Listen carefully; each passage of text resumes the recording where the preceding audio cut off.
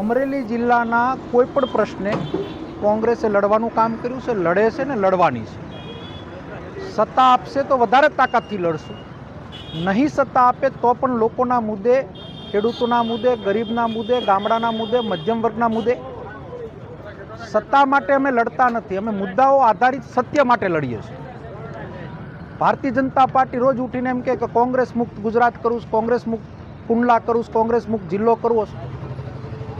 અને એને એમ લાગે કે આ કોંગ્રેસનો સારો કેન્ડિડેટ છે તો રાતોરાત પાછા ભાજપના ખેસ પણ પહેરાવે છે. બે મોઢાળી ભાજપ છે, કોંગ્રેસ નહીં. બે મોઢાની વાત ભાજપ કરે છે. ડબલિંગ મગજ ભાજપનું હાલે છે, કોંગ્રેસનું નહીં.